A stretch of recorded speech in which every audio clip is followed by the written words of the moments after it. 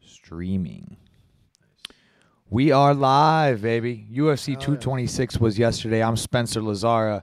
MMA Interviews, podcast number 2. You got names. We're taking names. We use your name. We give you a nice gift. I got Marvin Vettori here in the house, baby. In the flesh, my paisan. Hey. Hey, how are you, my friend? Good, dude. Good. Good to have you here, man. Thank you. Some great fights yesterday. We watched most of them together. Talk about, your takeaway from this main event, first of all. I mean, a lot of people had Stipe, your boy right here, DC, all the way. I never thought he was going to lose this fight. What do you think? I had Stipe, honestly. So, yeah, man, crazy. Like, Cormier has some stone on his hands. It's whenever he hit him with a jab, it stunned him every time.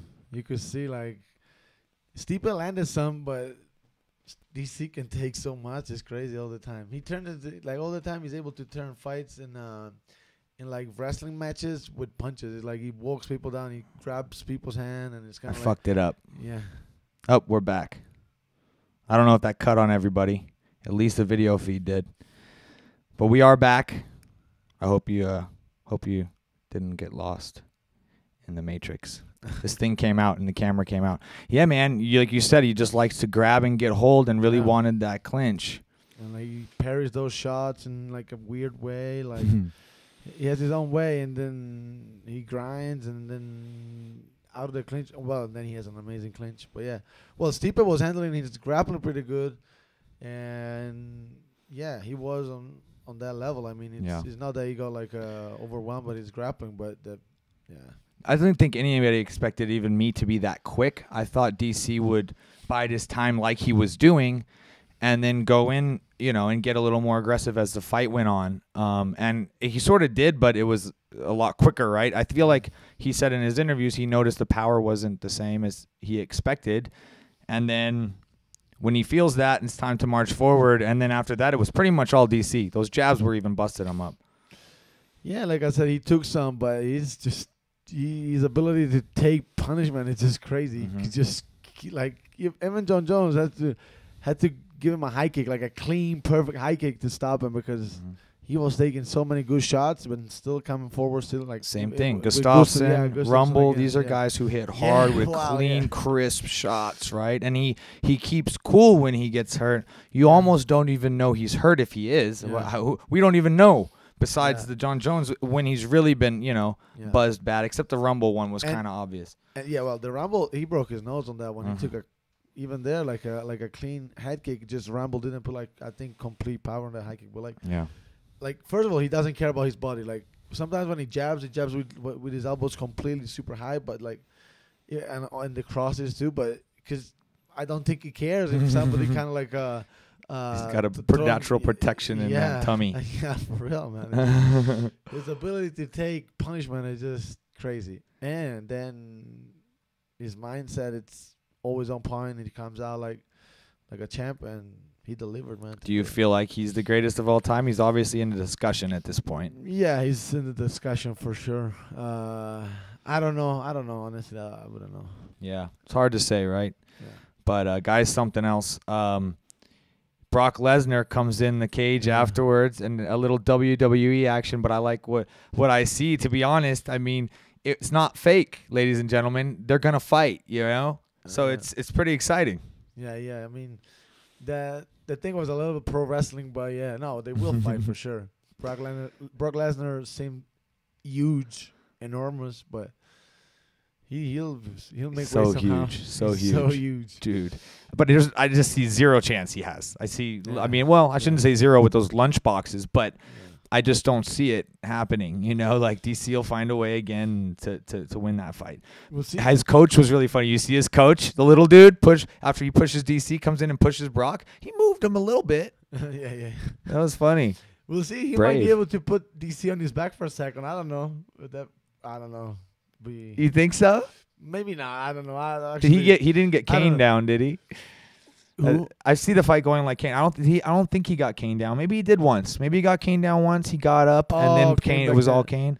I think he might have put him on his back briefly once. I don't remember. But yeah. I see the fight being similar to that. Yeah. I mean, just technical guy DC versus will be the massive favorite for sure, but he's a massive guy, and Do you think it's cool with him coming sort of off of the, he got caught for steroids. Like his last win is not even a win, and then it's like you're coming back and now you're fighting, people show whatever the people want to see. Yeah. That's the money. it. The money talks, especially after a big purchase for the UFC. Brock Lesnar sells a lot of pay-per-views, so yeah, that's for sure. I mean, I want to see it. Yeah. Anytime he's in the cage, it's kind exciting. of a freak show, but still nice. I mean, he can win. That's the thing, right? It's like you would say freak show, but he can win, and he's not just a freak. He is. No, a freak, it's not a freak show. Like freak show is like a little bit like Japan. Extreme, but it's sort of down that alley for sure. It's not completely deserved for sure, and from a ranking point of view, but yeah, I mean, massive guy, former UFC champion, so. Well, you were hanging out here. You missed the co-main event, most of it, which you got really lucky to miss that crappy fight. Jeez, I did not expect that. I just saw the last part, and I don't know, all the hype, not the hype, but like all the heat, and then I don't know. Crazy. And Mike Perry, guy who I set him up for his after party and everything yesterday here in Vegas, and hung out with him a lot this week. That guy's one of a kind and got the job done. What a character, right? What a character, yeah. We debuted in the same show in the UFC, and he's one of a kind for sure. You got to check out that video I posted on MMA Interviews. You can look on the channel. It's there also on MMA Interviews Instagram that Frank Lester put up of him getting injected. Wow, into his nose, and he just takes it like a champ. No problem. I got adrenaline. Yeah, well, like that's kind of like it's crazy because he didn't even flinch, but yeah, I mean that happens a lot. Yeah, in the UFC it's not abnormal, right? It's part of the game. Yeah, even the same guy. That guy's amazing on putting stitches on. That guy's the best. I got 50 stitches on my first UFC fight up here. Wow. And you can even see it. And it just 15 on that one because it was like a weird, super weird cut. Like it wasn't like a linear cut. It was all like jagged. Yeah. Wow. Because was it from multiple shots or how did that happen? No, it was just the guy was just super long and he had like these super long forearms. So from the bottom, from full guard, he just took on one of my arm and then one of my wrist, and then he came up and threw out elbow and landed. Who was that? Alberto Uda. You won that fight? Yeah, I choked him first round. Yeah, nice. Yeah. Yeah, hard to remember. And then again, so they put in like some anesthetic, and then put on the stitches. But yeah, that's kind of part of the game. Yeah, it's just normal. You said you have how many stitches total on your face at this point in your 50, young career? 50. 50. Or even, I think more. But for sure more than 50. All the doctors did a good job. You can't even see really much scarring too much, you know? Not too much. Yeah. You can see here and there, like here, under here. Yeah. Here again, and then another small one around. But yeah, that's the way it goes. Talk about you know, obviously you're ready to get back in there. Had a tough fight with Izzy, and then seeing Brad actually not fare very well against him. You did quite well. That was a very close fight. Yeah, I mean, you know, and it was a close fight. I still, looking back, I think I got the fight, but whatever. I mean, yeah, looking forward, and I mean. Maybe a rematch down the line. Right? Oh, for sure. I'll get him here. I'm getting later on for sure. Because both young. Yeah. Here for a long time. This man's only, 24 years old? Yeah, I'm 24. Crazy. Already has 5 fights in the UFC. Yeah.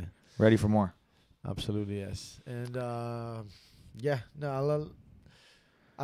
won't leave it to the judges for sure next time. Yeah. But, yeah, I mean, he showed that, I mean, He's kind of solid. I mean, like it's anti-takedown is not that bad, but yeah, I'll meet him again for sure. Yeah. Then the middleweights. It was funny watching you watch Uriah and Costa and your reaction at the end of the fight. I could see you're just thinking about all these things in your head or going through there, what you're gonna do, who you want. I want to know what those things were. What was going through your head after Costa finished Uriah on a great fight? Yeah, it's because like Uriah could have win that fight. I really think so, because he had the advantage on the timing, and he had a speed to beat him. I think Yeah. he just kind of like crushed a little bit under the pressure of the guy that just kept coming forward. That guy ate a lot of jabs, and he was busted up a little. So, but once he was coming close, Raya was kind of standing still, and then he was dropping bombs to the body, and later on he finished the fight. But I'm telling you, like, the guy had to come forward a lot because he couldn't stand on the middle range. Like, Raya was landing a lot. Mm-hmm. And then tough dude, and he's getting better, honestly, because at first his punches weren't those solids. I'm talking about Borrachinha. Yeah. But later on, I'll love to fight that guy You're starting too. to have, It's a gonna great be- fight for you, I think. Yeah, good body shots, and good ability to keep the pressure. Pretty good cardio and good energy, expenditure. He really was smart with his energy, I thought, considering. And Uriah looked to just get a little bit slow there. So, yeah, man, good fight. He's confident once he step in there for Those sure. jabs need to hit to the nose, right? Yeah. Not the nose and the eyes, maybe, instead of the mouth, because he was really busting his mouth up. Is that something you really think about, like when you're landing, be like, oh, okay, I need to go a little bit higher with that? Or is it just like you can't be that precise? Well, first of all, like a guy that know how to take a punch normally puts his forehead forward. So, True. But I mean, you trying to land, and obviously you try to land on the chin. That's why sometimes they tell you aim to kind of like the high chest. Yeah. But then again, like a guy, you might still catch him, but he still moved a little bit. It's harder, like a guy doesn't see completely a punch and just take it like he completely didn't see. So you might throw it, and then you might still land, but he still moved a little bit, so he doesn't land exactly where you want it to.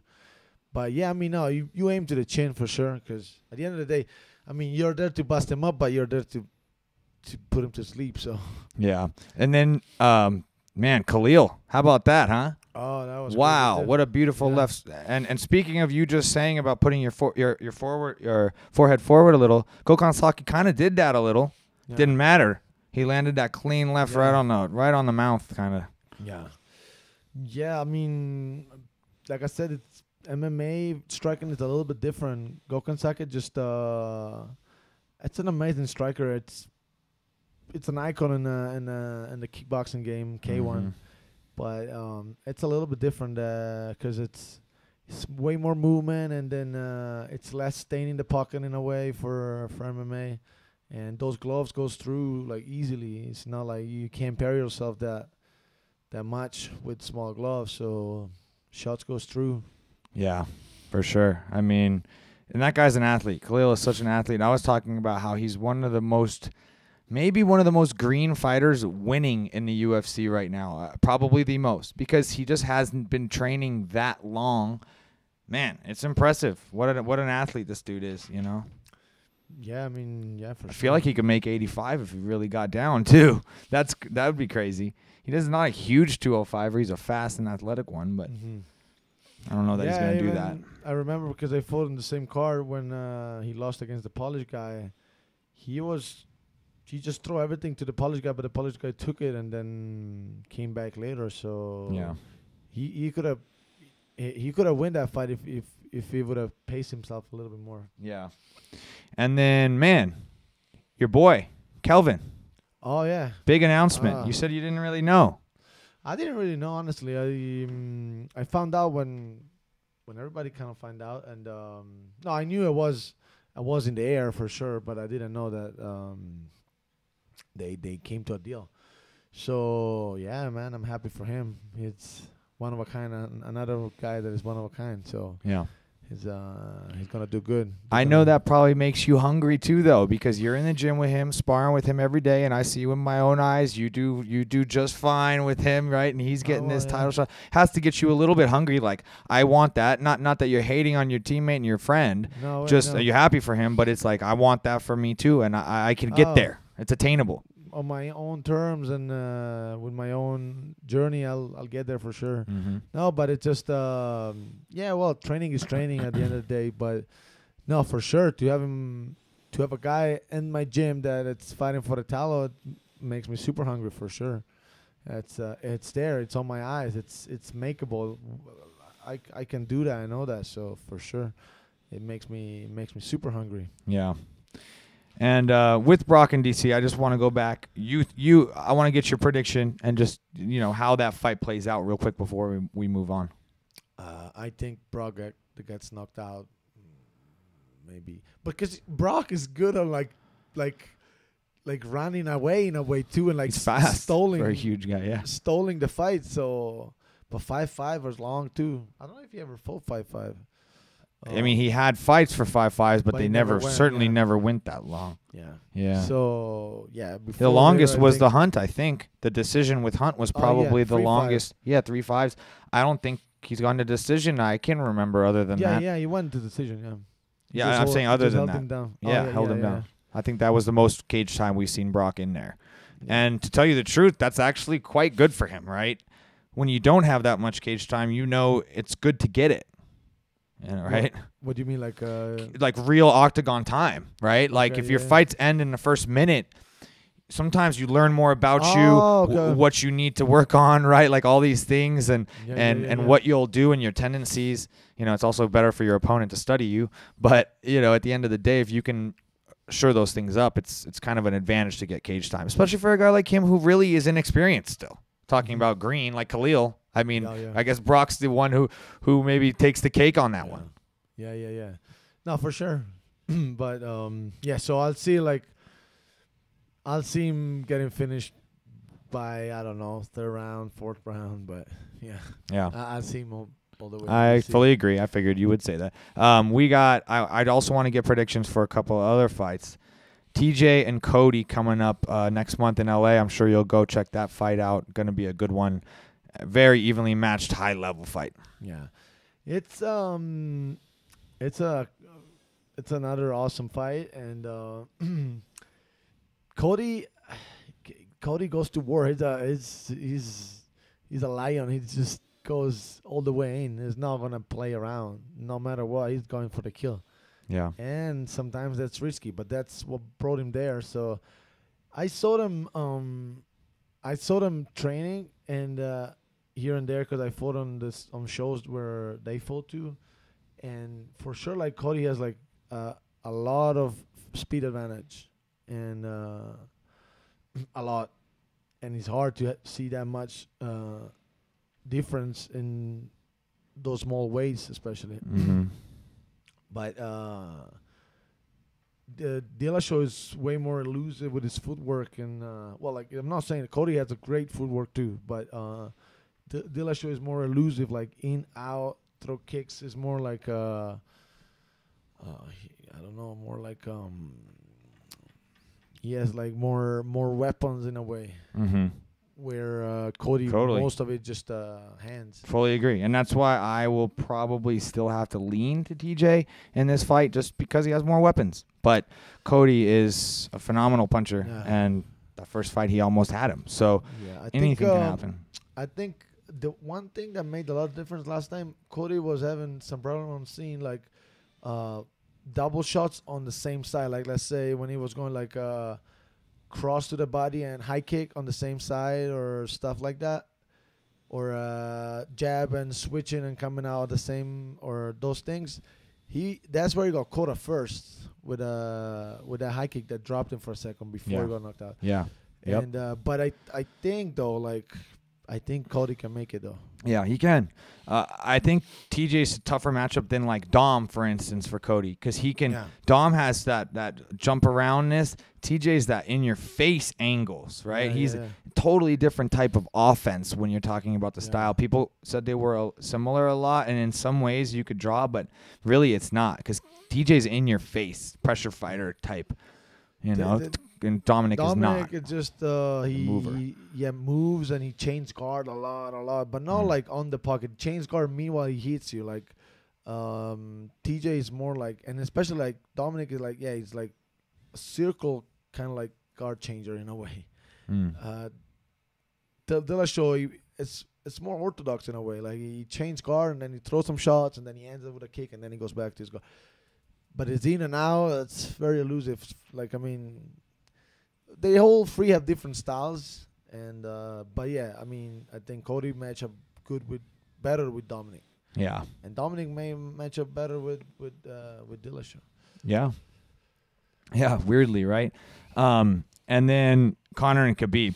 Obviously, this is the biggest fight that can probably be made in the UFC. That and Conor versus Nate, maybe the trilogy fight. But looks like there's maybe more of a chance of Conor Khabib happening. Yeah. I want to talk about that one and just get your breakdown on it. I don't know, man. Conor is always Conor, and Yeah. It's I don't know. That touch of death, right? Yeah, I mean, Khabib looks unbeatable. It looks like, there's no barrier to his grappling. No matter what, you can prepare as much as you want. He's still gonna be able to take you down and hold you down and smash in the ground. Even though he never fought any top jiu-jitsu fighter. I think the best that he fought, but back then, but he didn't have that much good of I think from that fight he improved a lot his wrestling, his RDA. So he never fought like a super guy with a dangerous guard and stuff like that. But I mean, it's not the case of McGregor anyway. So yeah, Tony. He even says himself that Tony's his toughest fight. Yeah. And I think maybe so. But with Conor, there's the chance of that touch. Yeah, touch of death. He got clipped by Michael Johnson for one time. Mm-hmm. But he has a chin too, for sure. Because Barboza clipped him a couple times too, but he just took it. You can't just walk Conor down the way he walked Edson Barboza down or Ally Quinta down, right? Yeah. It's just going to be a totally different fight.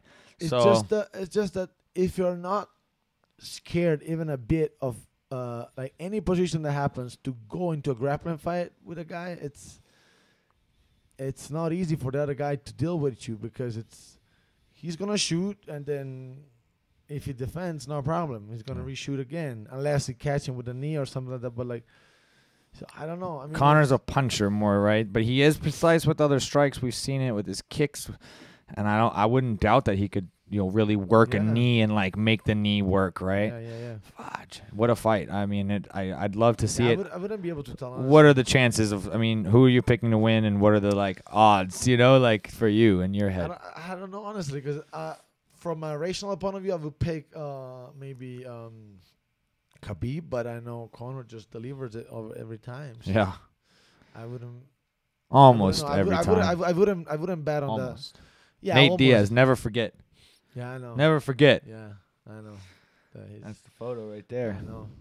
He's Awesome. a guy I look up to. What a moment, right? Yeah. Crazy. We got Nick out after your last fight. Nick was hanging out with us. Yeah. Good times. Good times.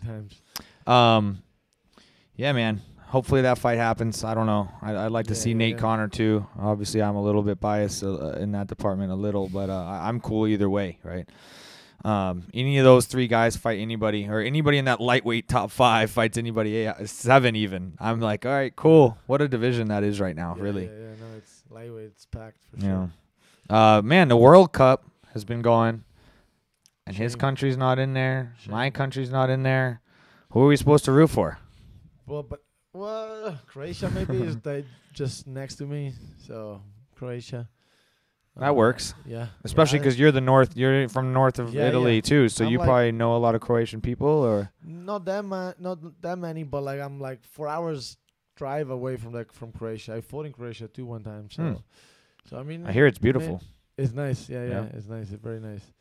So yeah, maybe rooting for there, but for them, but for sure Belgium, I like it too, though. I mean, were you a soccer fan growing up? Nah, football? Nothing, No, not at all. Nah, but just the thing that we invest so much money in football in Italy, and it's all about basically football, soccer, and we are not in there. It's a shame. It's shameful, right? Yeah, it's bad. Crazy. It's real bad. People were going crazy. And Italy, if you know the history of the World Cup, is one of the most winningest teams in World Cup history, right? I think so. I think we got a bunch. 4. Yeah.